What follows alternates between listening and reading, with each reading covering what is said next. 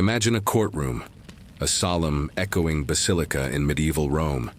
Candles flicker, shadows stretch across the marble floor, incense curls like ghosts through the air. And at the center of it all, seated on a throne, dressed in papal robes, and minor detail, very much deceased, sits the defendant, yes, a dead pope. The judges are real, the prosecutor is real, the audience is real. The defendant is 9 months dead, and rapidly losing his structural integrity. Welcome, dear listener, to the Cadaver Synod, the most bizarre trial in history. I'm your host, Sleepy Dreamer in America, and tonight, as you drift gently toward slumber, we'll be drifting back to the year 897 CE, where faith, politics, and very questionable decision-making all come together in one unholy courtroom drama. So, settle in, get cozy, maybe sip some water. You won't believe what the church did this time. Rome, the eternal city. By 897, it's seen better centuries. The grandeur of ancient emperors is gone. The marble forum's now home to goats and gossip. And the once mighty empire has been replaced by a papal soap opera that even daytime TV would reject for being too dramatic. The Tiber River winds lazily through the city, carrying rumors and probably a few bodies. This is medieval Rome, after all. And somewhere inside the Basilica of St. John Lateran, the church bells toll for a trial.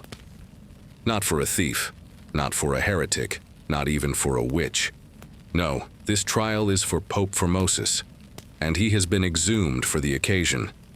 If you're thinking, surely this is an exaggeration, I assure you, it is not. A living Pope Stephen VI actually ordered his predecessor dug up and put on trial. And the best part?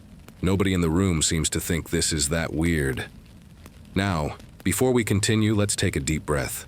Because what's about to happen is simultaneously one of the most grotesque, hilarious, and deeply human moments in medieval history. On one hand, it's horrifying, an act of vengeance that makes even Game of Thrones look subtle. On the other, it's so absurd, so outrageously over the top, that it reads like a Monty Python sketch written by monks. It's equal parts tragedy and farce. The world's first courtroom comedy, with a corpse. But before we dig into the why, let's picture this trial in all its grim splendor. The great basilica is packed. Bishops line the aisles in their finest robes, clutching scrolls, muttering prayers that sound suspiciously like legal disclaimers. Pope Stephen VI, our protagonist? Antagonist, sits on his throne, seething. He's dressed in full pontifical regalia, but his expression is pure, angry middle manager who just found out his rival got promoted posthumously. The crowd buzzes, courtiers, priests, maybe a few peasants who wandered in hoping for some excitement. After all, medieval Rome didn't have Netflix. This is prime entertainment. And then the doors creak open. Soldiers shuffle in, carrying the casket. They set it down, they open it, and out comes the guest of honor, Pope Formosus, now more parchment than person.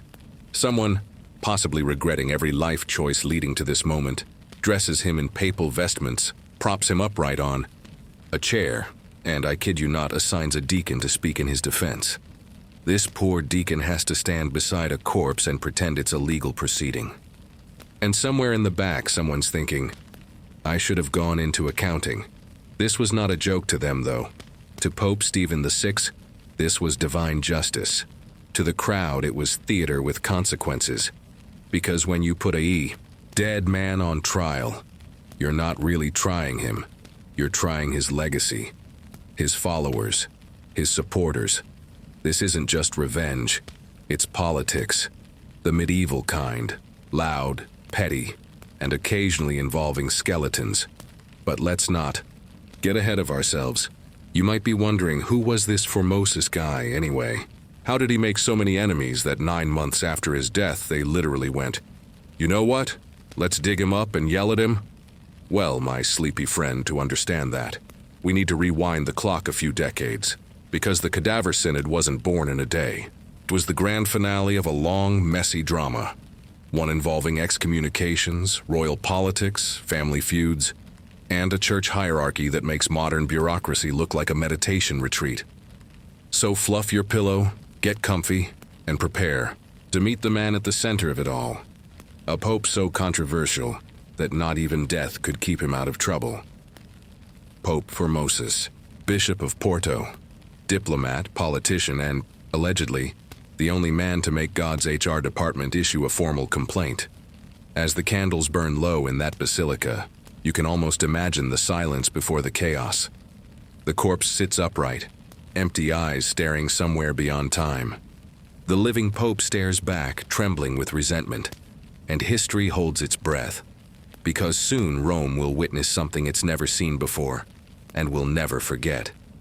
A trial that's both a mockery of justice and a mirror of power. A grotesque pageant in the name of piety, and all of it somehow began with a man named Formosus, who, in life, reached for the highest throne in Christendom, and in death, got dragged right back to it.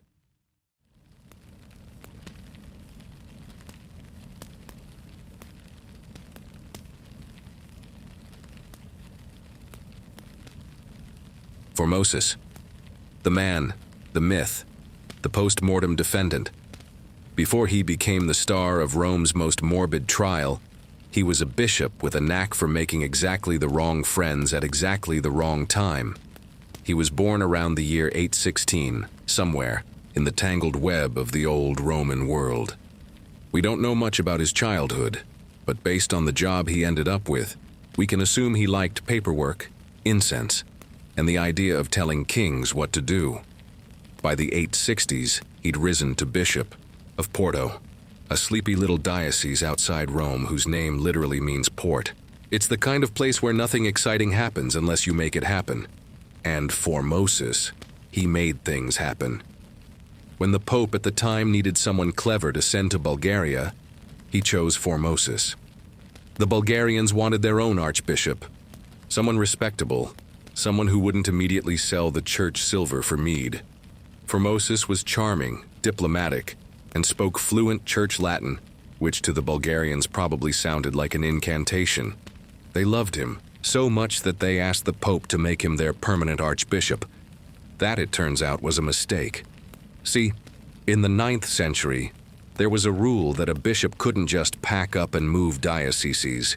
You were supposed to stick with your original congregation forever, like a marriage without the romance. Formosus's popularity abroad made the Pope nervous. A popular bishop could easily become an ambitious bishop, and an ambitious bishop could end up, well, Pope. So Pope Nicholas, I said no. And when Nicholas died, his successor, Pope John VIII, who will soon feature in our story as the ghost of papal HR, decided to keep a close eye on our ambitious bishop from Porto. John VIII was not a man to mess with. He had survived assassination, attempts, wars, and the chaos of post-Carolingian Europe. He also had trust issues the size of the Vatican. When rumors reached him that Formosus was making alliances with the Franks, basically the northern European power players of the time, he lost it. He accused Formosus of conspiring to overthrow him, of coveting the papal throne, and worst of all, of abandoning his diocese. Boom. Excommunication. Being excommunicated in the 9th century wasn't like getting unfollowed on social media. It meant you were officially persona non grata in both heaven and earth. No mass, no sacraments, no heavenly retirement plan. Formosus was done, except not quite, because like any good church drama, this one had sequels. John VIII eventually died, murdered, poisoned, possibly both, because popes in the 800s tended to die of politics. The next pope decided maybe Formosus wasn't so bad after all. He was reinstated as bishop, forgiven for his ambition, and returned to the papal payroll. So to summarize, fired by God, then rehired by God within 5 years. You've got to admire the resilience. For a while, Formosus kept a low profile, but Rome was never quiet for long. The empire was crumbling into bite-sized kingdoms, and Italy was full of noble families who treated the papacy like a chessboard. Every pope needed a noble patron, and every noble wanted a pope in their pocket. Formosus ended up aligning with the Carolingian faction, the northern kings who claimed descent from Charlemagne. They wanted control over Italy, which put them in direct conflict with the Spoletans, an ambitious local dynasty that thought the papal throne was basically family property. If medieval politics were a sitcom, the Carolingians were the overconfident cousins from out of town, and the Spoletans were the aggressive landlords who refused to leave the building. And poor Formosus? He was the tenant who accidentally signed both leases. In 891, after years of papal musical chairs, Formosus was elected pope. Against all odds, the excommunicated bishop of Porto made it to the top. Cue the heavenly fanfare, or maybe just nervous coughing from everyone who remembered his rap sheet. As pope, Formosus immediately found himself in the middle of the same power struggle he'd been trying to avoid. On one side, Guy III of Spoleto, self-proclaimed Holy Roman Emperor who wanted Rome firmly under his thumb. On the other, Arnulf of Carinthia, a Carolingian king with a better beard and a worse army.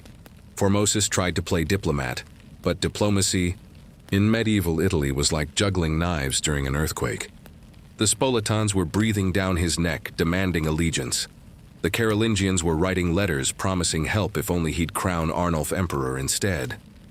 And somewhere in the middle, Formosus realized that neutrality was not an option. He chose Arnulf. Big mistake, at least for his corpse later. When Arnulf marched into Italy, Formosus welcomed him with open arms and placed the imperial crown on his head. It seemed like a win, but Arnulf promptly suffered a stroke, had to retreat, and left Formosus alone in Rome, surrounded by Spoletan enemies who were now very aware of his betrayal. Formosus died soon after, possibly from stress, possibly from being 80 years old in the 9th century, which is stress enough. His enemies, especially the Spoletan faction, celebrated quietly. They couldn't touch him while he was alive, but they hadn't forgotten. For a few months, things calmed down. Rome got a new pope, Boniface VI, who lasted about as long as a mayfly, 2 weeks give or take. Then came Stephen VI, our eventual grave-digging antagonist. Stephen owed his position to the Spoletan family, which meant he owed them payback. So, there it was, political motive, personal resentment, and the perfect scapegoat. The only problem? Formosus was dead, but that, as we've established, was not considered a problem in medieval Rome. If anything, it made things easier. Dead men don't talk back. Looking back, it's almost funny how inevitable it feels. The feud between Formosus and the Spoletans was less about theology and more about humiliation. Formosus had crowned the wrong emperor. He'd picked the losing team. And when the winners took over, they wanted to erase him so thoroughly that even his ghost would need a lawyer. The irony is that Formosus was, by most accounts, competent. He re-established order in the Papal States, restored churches, and even tried to keep Rome from sinking further into chaos. But competence is rarely rewarded in a political system fueled by paranoia. When Stephen VI looked at the record, he saw something dangerous, a predecessor who'd legitimized his enemies. The only way to undo that was to declare Formosus's entire papacy invalid. And to do that, he had to stage the most literal version of character assassination in history. You can almost imagine the meeting where this idea was born. Some Spoletan noble leans over and says, "Holy Father, what if we just put him on trial?" Stephen blinks. He's dead. Exactly. And that was it. A terrible idea that somehow made perfect sense to everyone in the room. By the way, winter of 897, orders went out to exhume the body of Pope Formosus. The plan was simple. Dig him up, dress him up, and drag him back into court so the living pope could yell at him until the paperwork matched the politics. It's almost poetic in its insanity. After a life spent trying to navigate the feuds of kings and bishops, Formosus would finally become the ultimate symbol of them. A corpse caught in a tug-of-war between the living and the dead. And if you're wondering how bad things were going, to get the answer is much, much worse, because this wasn't just about discrediting Formosus. It was about spectacle, humiliation, Theater. The Cadaver Synod would turn the Lateran Basilica into a stage, and the papacy into a tragic comedy for the ages. So here's where we leave our freshly reinterred Pope, resting uneasily beneath Roman soil, unaware that in a few months he'll be back under the candles, dressed in full regalia, and starring in a trial that will make all of Christendom gasp. Formosus had tried to rise above the petty squabbles of his time. In the end, he rose again, but not quite the way anyone expected. Next comes the chaos of a papacy spinning out of control, where every year brings a new pope and a fresh scandal. Because when your church starts recycling its enemies from the grave, you know the job has terrible benefits.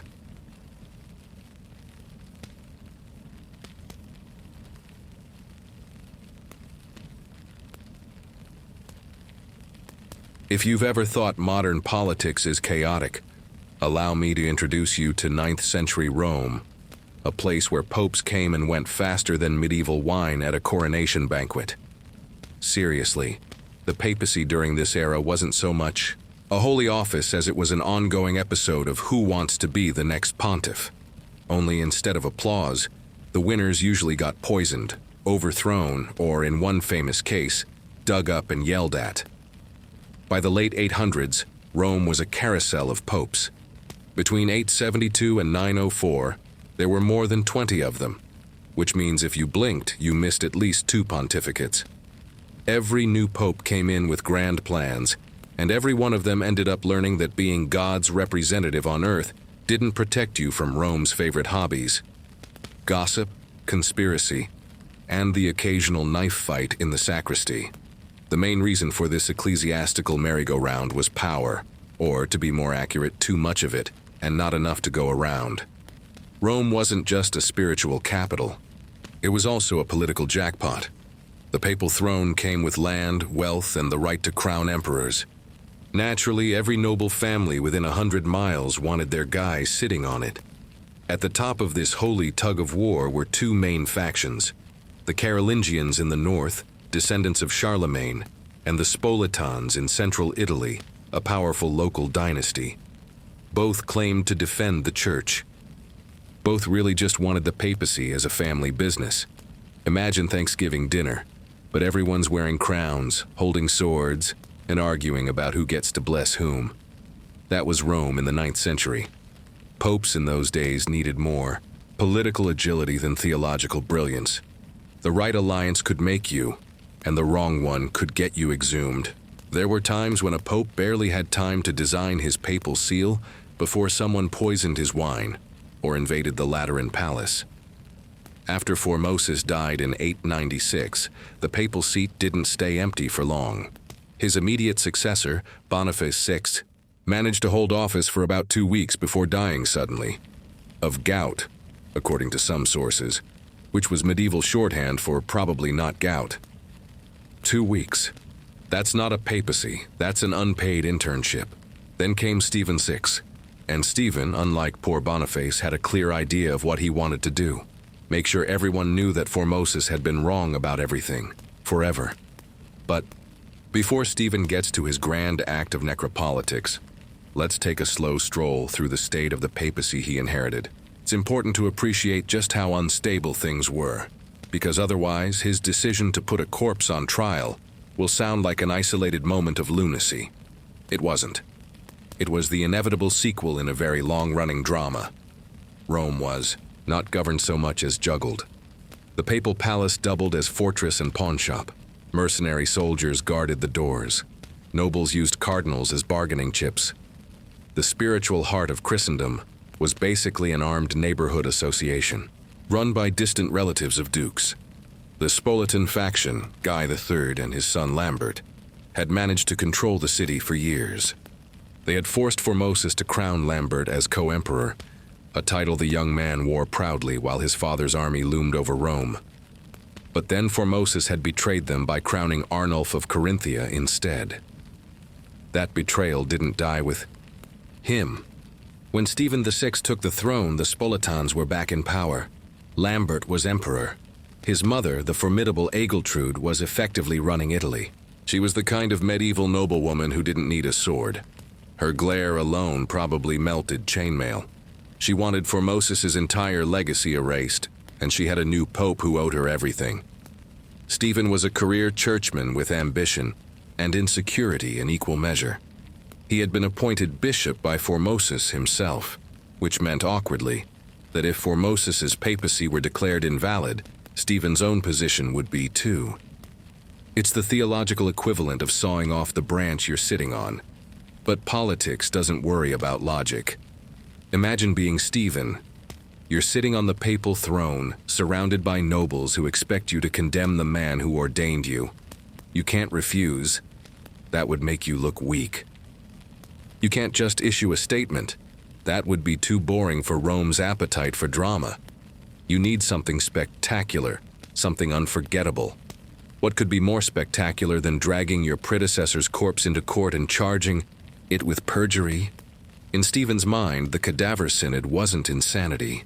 It was marketing, a public demonstration of loyalty to the Spolitan cause and a way to rewrite history with the authority of the church behind it.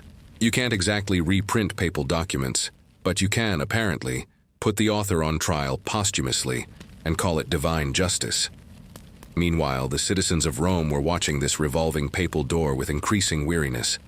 Every few months, a new pope arrived, promising stability. Every few months, another funeral procession wound its way through the city. It must have been exhausting. Even the faithful were probably tempted to skip Mass and wait to see who survived the week. The Church's moral authority was, let's say, flexible. Excommunications were issued like parking tickets. Kings and bishops traded blessings for armies. There was talk, whispered but constant, that God had left Rome to deal with itself. And yet, through all this chaos, the rituals continued. Candles still burned on the altars. Monks still sang their psalms. Pilgrims still trudged into the city hoping for miracles. Daily life went on, as it always does, even when the leaders seemed to have lost their minds. It's strange to think about, but at the time of the Cadaver Synod, ordinary Romans were living through what we might call a slow-motion crisis.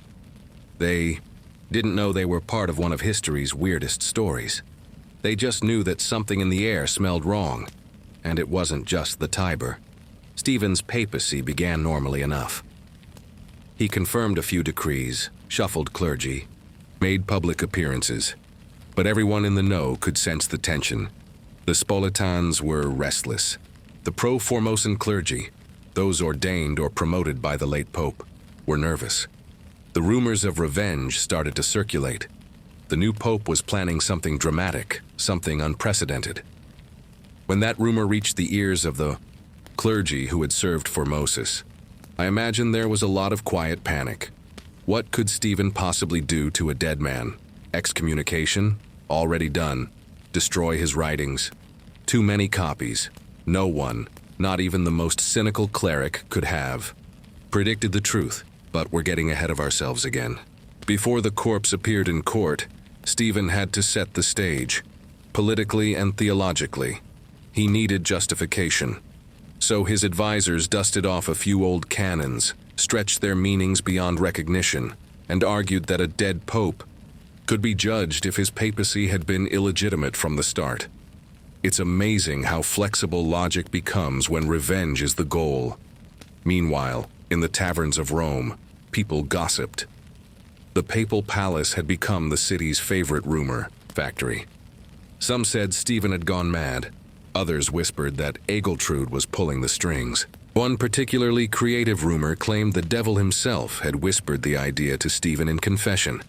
It was the 9th century version of a Twitter thread. Regardless of who came up with it, the plan was set. Formosus would be exhumed, dressed in papal robes, and brought before a tribunal of bishops. His deeds would be recited, his crimes enumerated, and his silence would be interpreted as guilt. The verdict, of course, had already been written. It's worth pausing here to appreciate how casually the medieval church could transform the sacred into the absurd.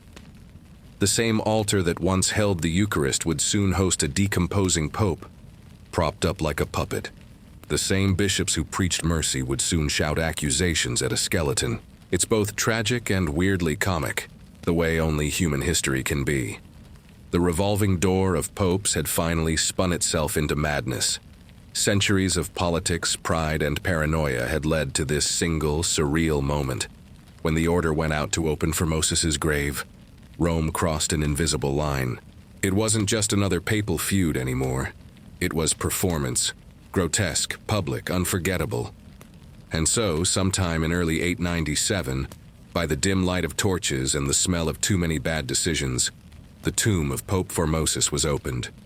The grave diggers pulled out what was left of the man who had once crowned emperors. They dressed him again in papal vestments, placed the tiara on his skull, and prepared him for his second and least voluntary appearance before the clergy. For the living, it was politics. For history, it was theater. For Formosus, well, at least he didn't have to listen to the speeches. The stage was ready, the actors were assembled, and Rome was about to witness a spectacle that no one could quite believe but everyone would remember. Next comes the part where they bring the dead pope into court. The candles flicker, the incense hangs heavy, and the silence of the basilica is broken by the words no one thought they'd ever hear. Bring in the defendant.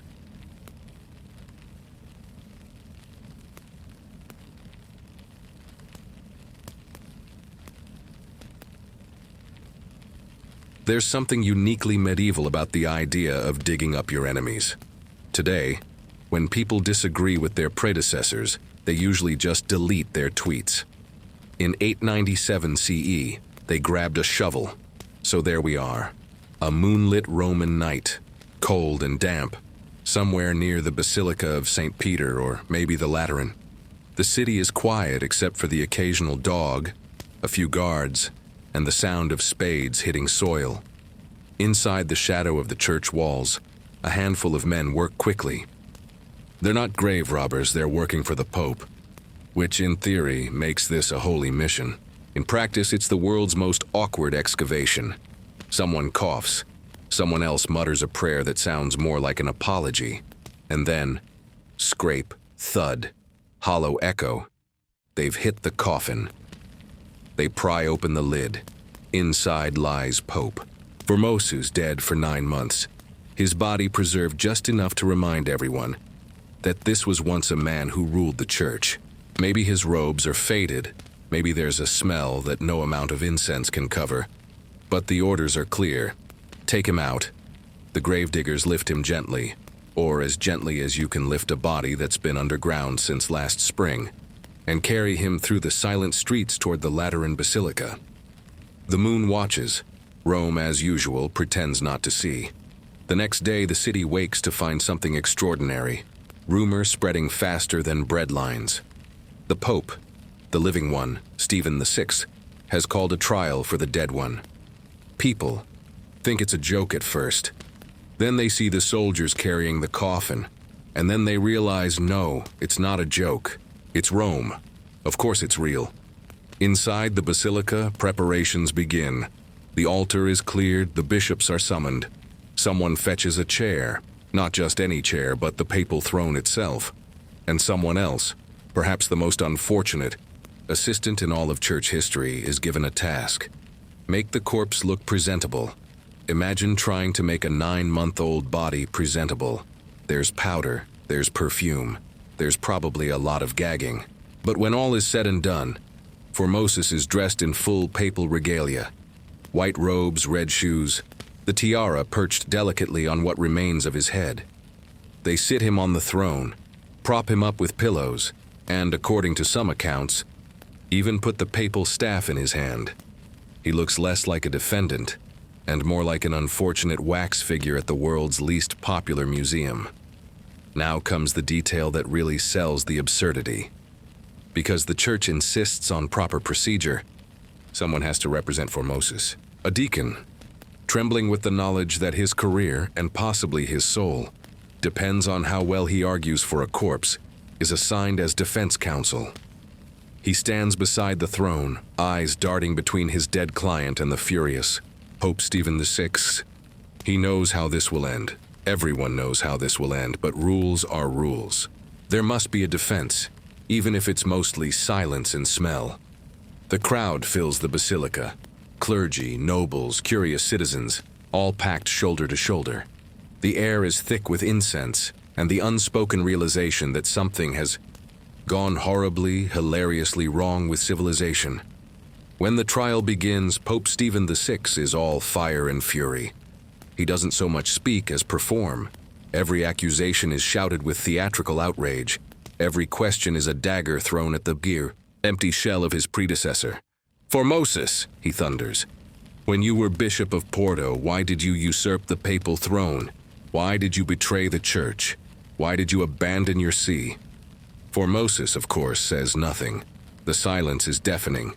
It's the perfect courtroom strategy, if your goal is to drive the prosecutor insane.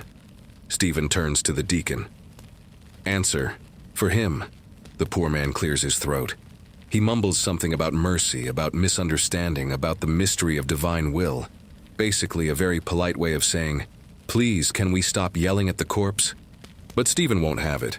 He paces, gesticulates, rants about perjury, ambition, blasphemy. He's less a pope and more a one-man medieval reality show. The crowd murmurs. Some look horrified, others enthralled. It's a spectacle. Make no mistake, a deliberate piece of theater designed to humiliate the memory of Formosus and to terrify anyone who still supports him. This is not about theology. This is about dominance. The living pope proving that even death doesn't protect you from politics. And yet, beneath the absurdity, there's something almost pitiful about it. Stephen VI isn't calm. He's sweating, trembling, ranting. His fury feels personal, not political. He seems haunted by Formosus, by the ghost of a man who might have been wiser, stronger, or simply luckier. At some point during the proceedings, the deacon's nerve breaks. He falters, his voice cracks, and he stumbles through the motions of defense. It doesn't matter. The verdict is already written. Formosus is found guilty of all charges, usurping the papacy, violating canon law, and, in a creative flourish, continuing to offend the church even after death. It's hard to argue with a verdict like that. Stephen orders the symbols of papal authority stripped from the corpse. The robes are torn away, the staff is taken, and then, with grim ceremony, he commands that 3 fingers be cut off.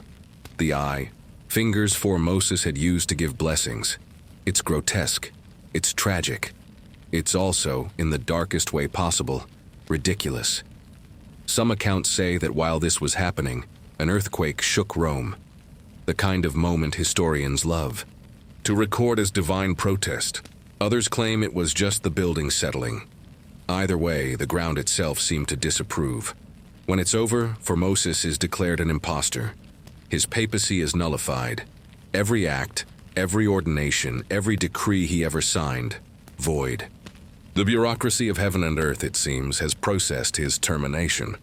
But even that isn't enough, because when people get swept up in revenge, they always want one more act.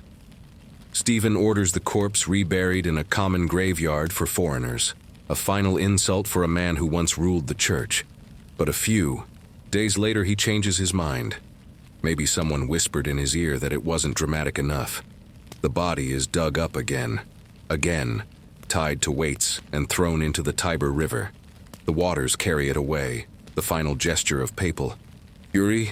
Let the current wash away his memory. For a time, it works. Rome moves on, shaken but silent. Stephen VI struts through the Lateran like a man who's cleansed history itself. But power built on spectacle is fragile. People talk, people remember. And word spreads that the river has given back what it was meant to keep. Fishermen downriver claim they found the body caught in their nets. Waterlogged but unmistakable. Some swear miracles occurred. A healing here, a vision there. Others say the sight alone was enough to turn their stomachs. Either way, the legend of Formosus refuses to sink. The corpse becomes a symbol. Not of holiness, perhaps, but of defiance. Proof that no matter how hard you try, you can't make the past stay buried. Meanwhile, back in Rome, the mood starts to shift. What began as grim entertainment starts to look like madness. Even the clergy who cheered during the trial begin to whisper that Stephen has gone too far. There's something unnatural about a pope who screams at a corpse. Within months, the city begins to stir with quiet rebellion. Formosus' supporters, still powerful in the church, start to plot. The streets hum with gossip. The bishops who once applauded Stephen's fury now avoid his gaze. The Cadaver Synod, meant to secure his rule, has made him infamous instead. People look at him not as God's chosen shepherd, but as a man possessed, consumed by his hatred, haunted by his predecessor's empty eyes. And that's how it always goes in these stories. When you dig up your enemies, you rarely get rid of them. You just make them impossible to forget. Stephen doesn't know it yet, but the tide is turning. The same crowd that laughed and gasped at the trial will soon be the one dragging him down from his throne. The corpse he condemned will outlast him, in both memory and myth. But for now, in that strange Roman winter, the deed is done. The basilica stands silent again. The throne is empty, and somewhere under the moonlight, the river whispers over what's left of Formosus, carrying his story toward the sea. The trial of the dead pope is over. The trial of the living one is about to begin.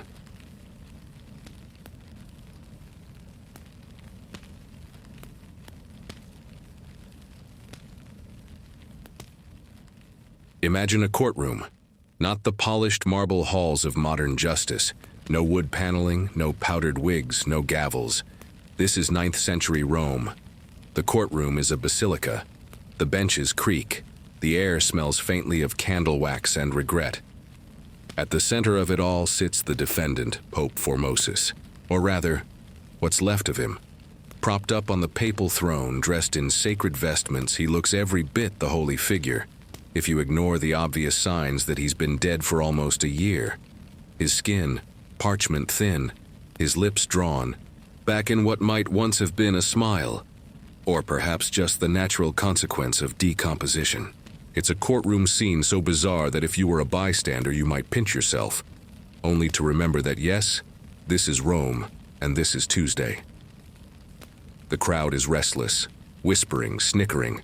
Some cross themselves. Some make bets about how long the body will stay upright. The deacon appointed to defend him looks like a man who wishes the floor would open and swallow him whole. And then there's Stephen 6'6".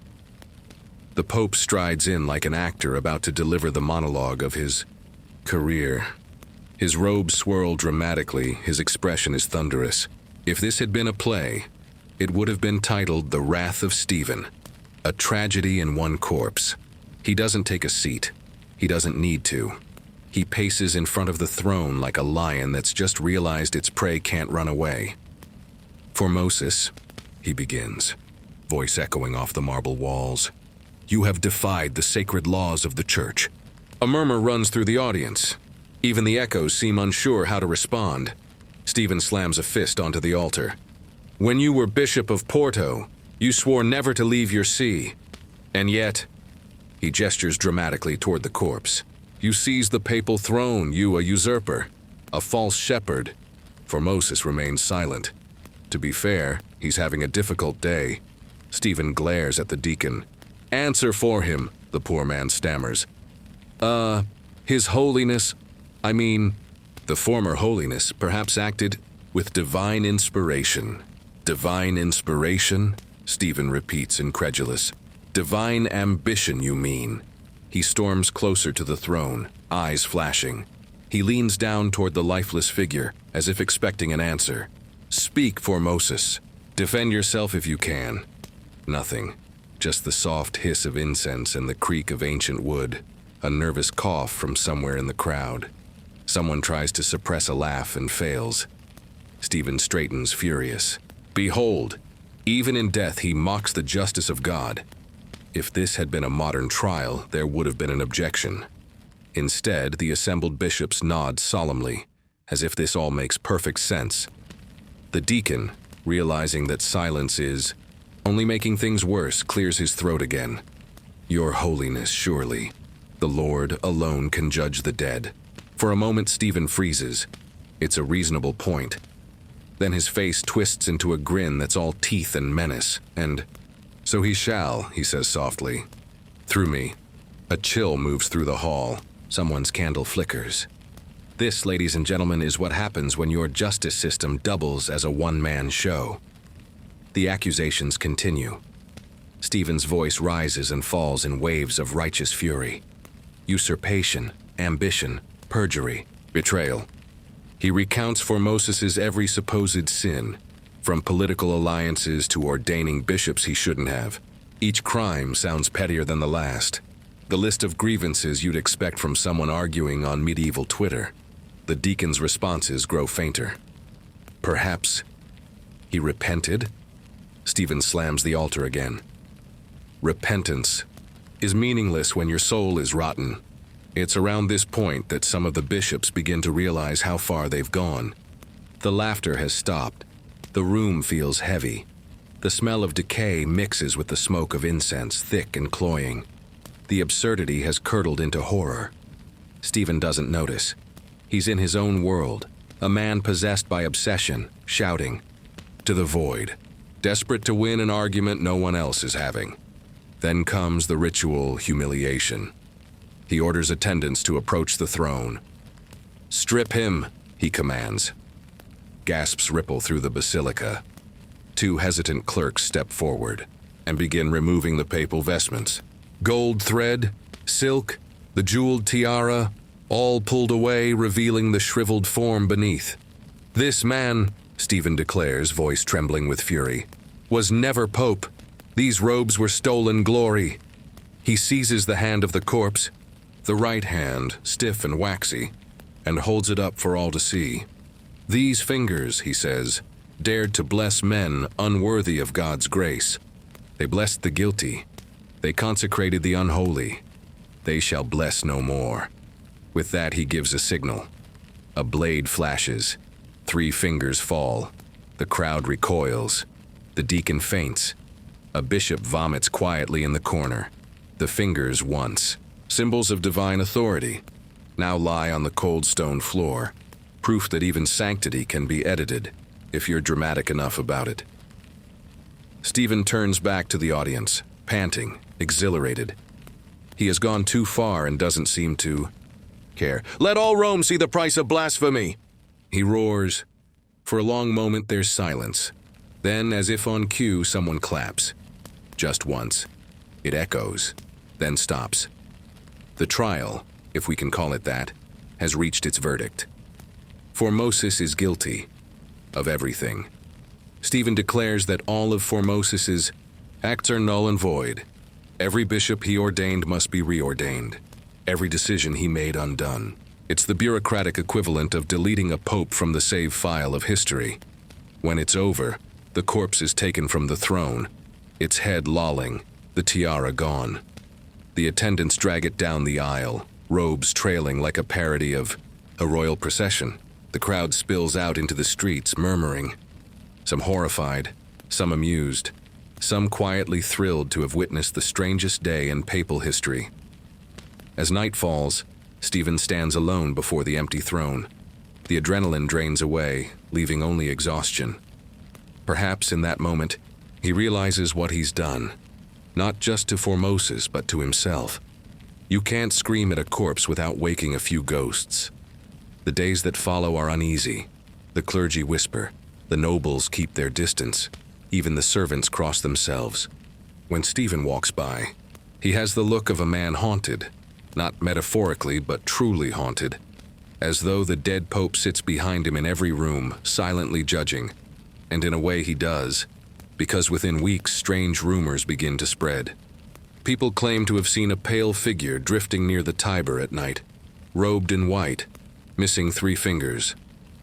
Others hear knocking in the papal palace, as if someone were rapping from beneath the floorboards.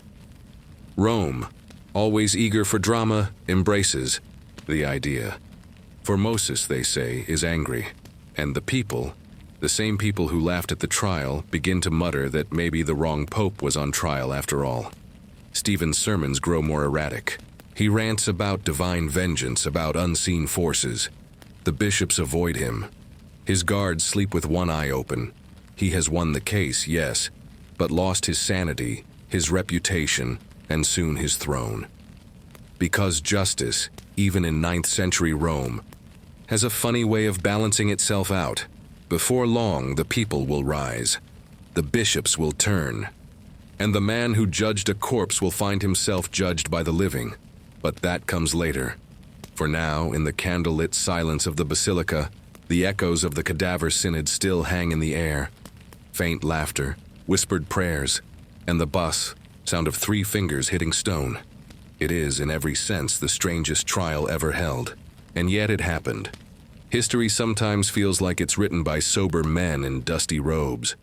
But moments like this remind us, history also has a sense of humor.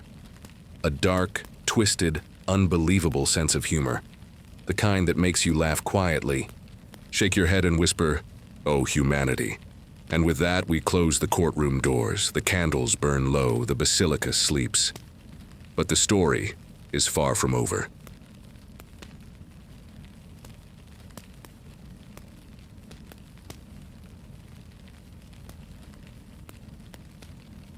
It's strange how quickly power turns sour in Rome. One day you're the pope, judge, and executioner of a corpse.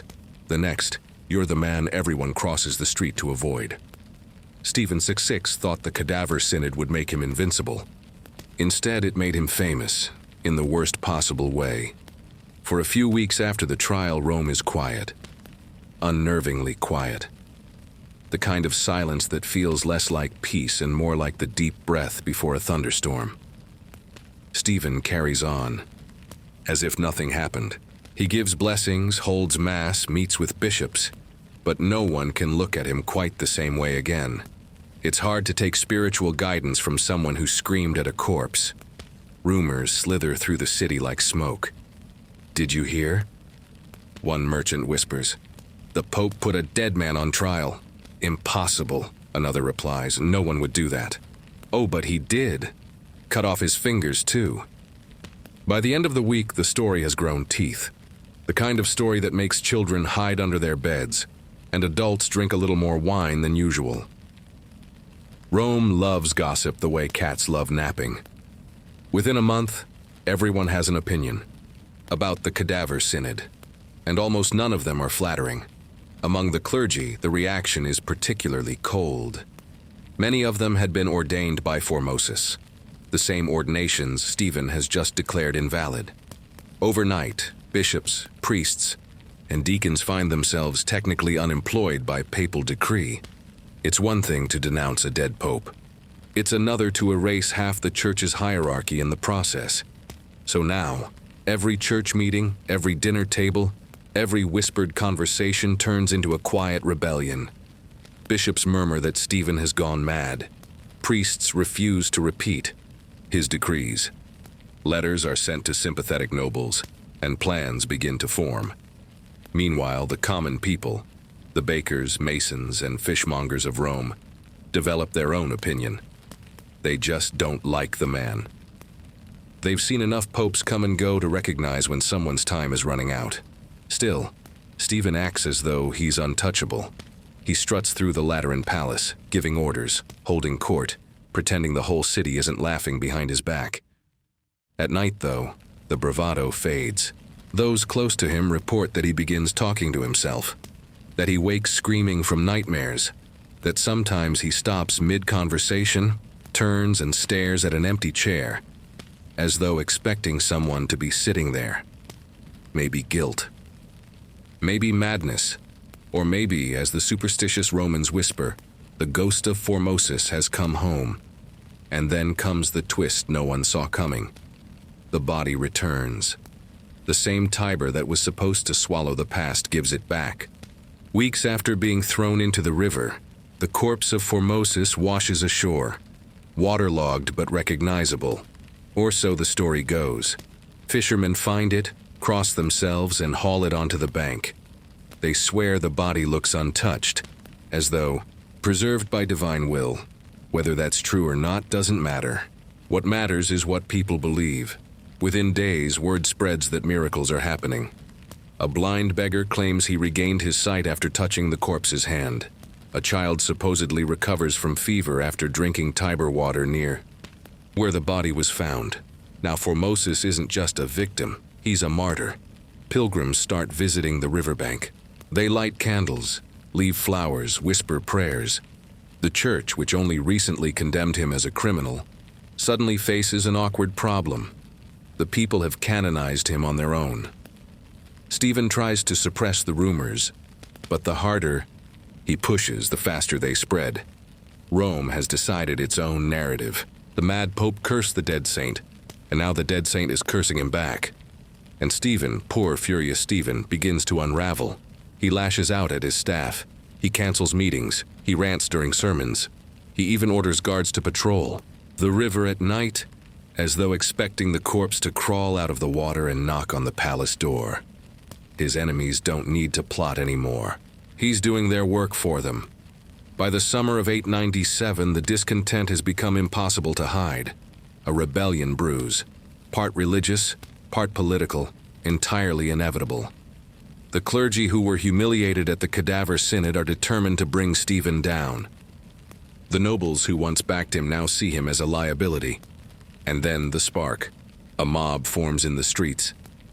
At first it's just shouting, calls for reform, for repentance. But anger in Rome spreads like fire through dry grass. The crowd grows, storming the palace gates, demanding the Pope's resignation. Stephen's guards hold out as long as they can. But the city is against him now. The priests, the people, even the wind seems to whisper Formosus's name. Finally, the inevitable happens. Stephen VI is seized, dragged from his chambers, stripped of his papal robes, and thrown into a dungeon. It's poetic, in a dark, cyclical way. The man who put a corpse on trial is now awaiting his own judgment from the living. We don't know exactly what went through his mind as he sat in that cold cell. Maybe he realized the absurdity of it all, how quickly divine vengeance turns into human justice. Or maybe he just sat there muttering to himself, still arguing with ghosts. His trial, such as it was, didn't last long. The mob didn't want justice. They wanted closure. And so, sometime in late 897, Pope Stephen VI was strangled in his cell. No ceremony, no speeches. Just silence. When the guards reported it the next morning, no one was surprised. Rome simply nodded, sighed, and added another line to its long, long list of fallen popes. But the story doesn't end there, because history, especially papal history, never leaves well enough alone. After Stephen's death, the next few popes tried desperately to clean up the mess. Each one reverses the previous one's decisions like a medieval game of undo. First, Pope Romanus declares the Cadaver Synod null and void. Then Pope Theodore II goes a step further. He has Formosus's body recovered from the river and reburied, properly this time in St. Peter's Basilica, with honors and prayers. For a brief moment, peace seems possible. But then, because this is Rome, someone else decides to hold another trial. That's right. A few years later, Pope Sergius III, who had been a supporter of Stephen VI, revisits the case and reinstates the verdict against Formosus. He doesn't exhume the body again, probably because even by papal standards, that would be too much. But he officially declares that Stephen was right all along, so the poor man is condemned, redeemed, and condemned again, all within a single generation. It's less a papacy and more a tragicomedy, and through it all the legend of Formosus grows. To some, he becomes a symbol of corruption, proof that the church can devour its own.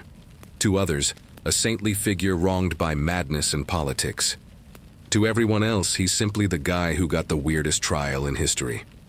The Cadaver Synod becomes a cautionary tale whispered in monasteries for centuries, a reminder of how far humanity can go in the name of righteousness, and how ridiculous power looks when stripped of humility.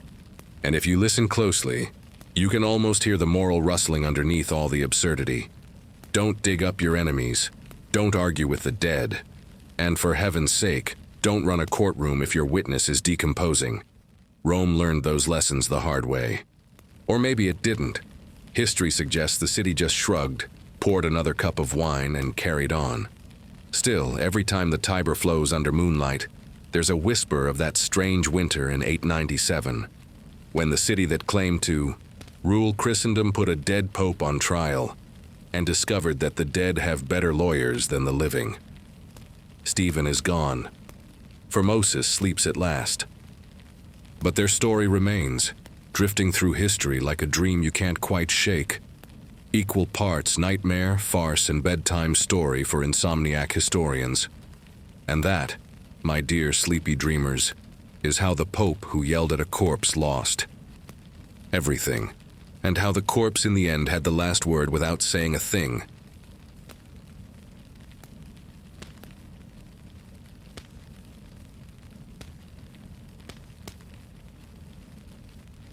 History is a funny thing.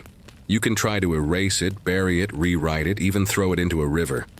But somehow, it always finds a way to float back up. The Cadaver Synod, that macabre little courtroom drama of 897 CE, could easily have been forgotten. It could have been just another papal scandal in a long, long list of them. But it didn't fade. It echoed. You see, something about that trial captured the medieval imagination. And honestly, who can blame them?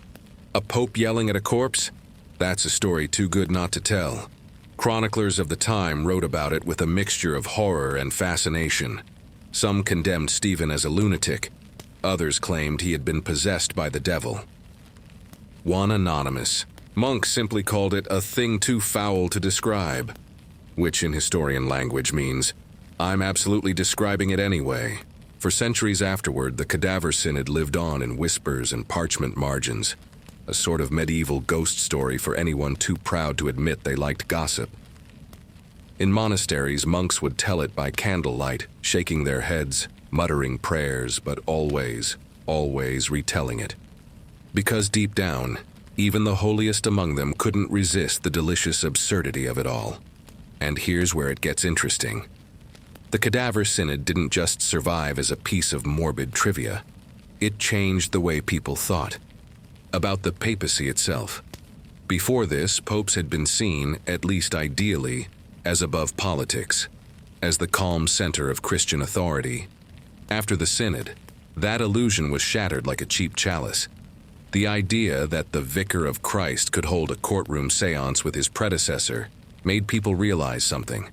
Popes were still just men, ambitious, jealous, angry, many capable of the same follies as kings and emperors. And for medieval Europe, that was a dangerous realization. The Church spent the next few generations quietly trying to repair its image. There was no official press release, of course. This was the 900s after all. But there was definitely a quiet, collective decision to never, ever, under any circumstances, put another dead pope on trial. From then on, the papacy leaned into ceremony and mystique. Popes became less approachable, more divine. Their words were carefully recorded, their actions choreographed. The lesson had been learned. When you make the sacred ridiculous, people stop believing it's sacred. But history being what it is, the Cadaver Synod never quite went away. In later centuries, reformers and critics of the Church would dig up the story, metaphorically this time, whenever they wanted to show that Rome wasn't as holy as it claimed. Protestant pamphleteers in the 16th century practically threw parties over it. Look, they'd say, even the popes exhumed each other. Who needs satire when history writes itself?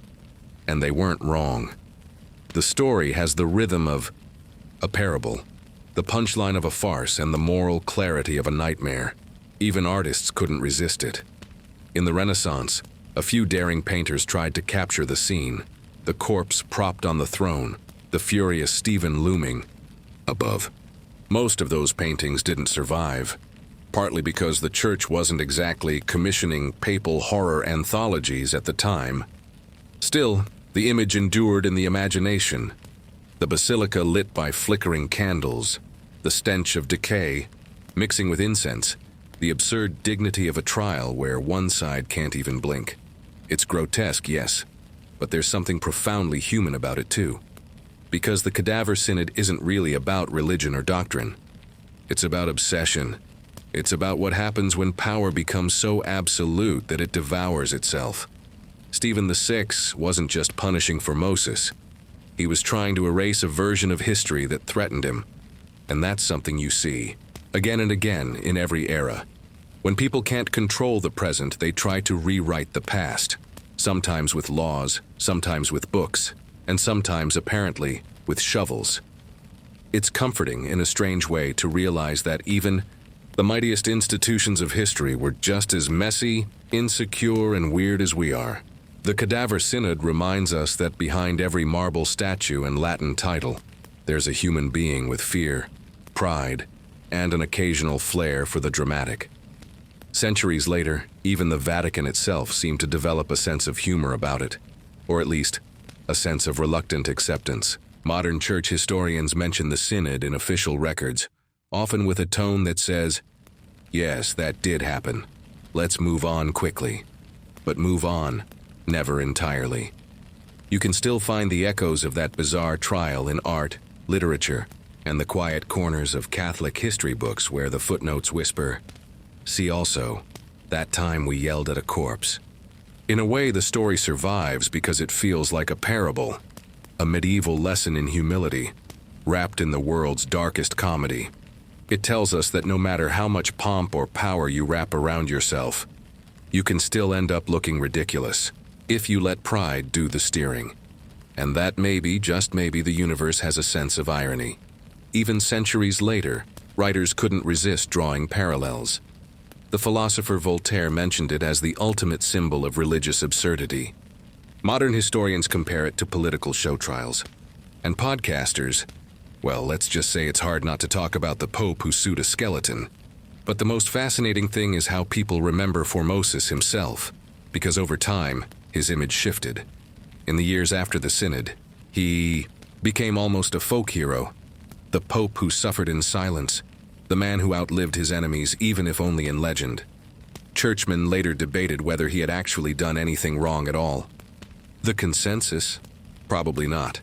He'd just been in the wrong place under the wrong emperor at the wrong century.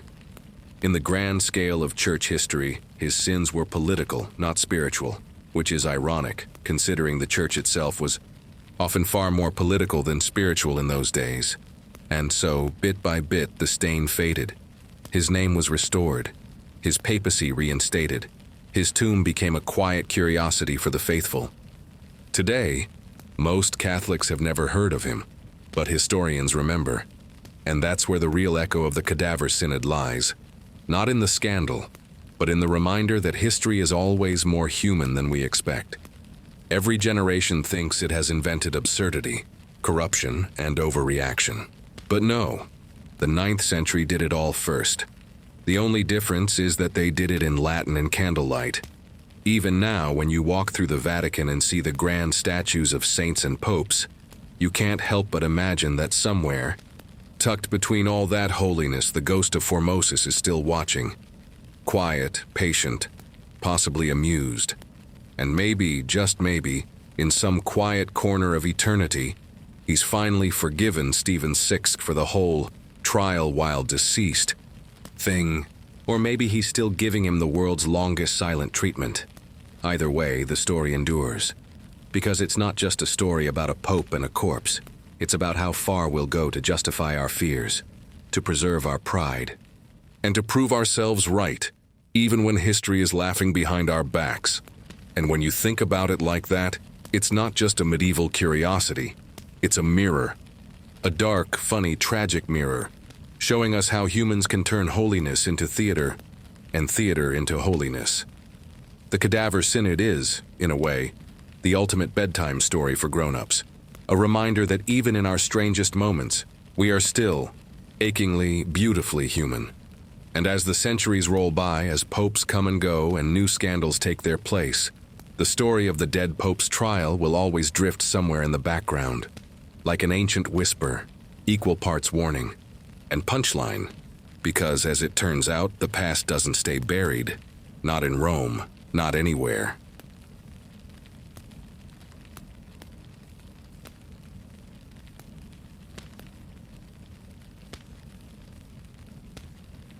And now, dear sleepy dreamer, let us lean back and reflect. The story of the Cadaver Synod isn't just about a corpse, a furious pope, or political chaos. It's about humanity. Stubborn, messy, absurd, endlessly fascinating humanity. Think of Formosus, a man who once walked the streets of Rome, ordained bishops, crowned emperors, served God, and then became a defendant in his own trial after death. His fate was out of his control. He could not speak, could not defend, could not even move a finger to protect himself, except, ironically, the one he had blessed others with, now severed. And yet, he remains unforgettable. Why? Perhaps because he represents all of us in some way. We live, we act, we make decisions. Some are celebrated, some are condemned. Some we can't control. The judgments of others, the passage of time, the whims of fate. Then there's Stephen VI, a man so consumed by power, paranoia, and ambition that he staged a trial no one could have imagined. He thought he could control history, silence his rival, and assert his dominance. But instead, he created a story that would outlive him, a story that teaches humility, or perhaps just laughter, for centuries.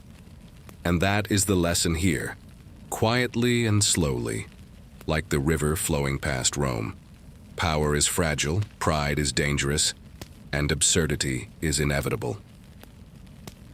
The Cadaver Synod echoes because it reminds us that the living are never as in control as they think.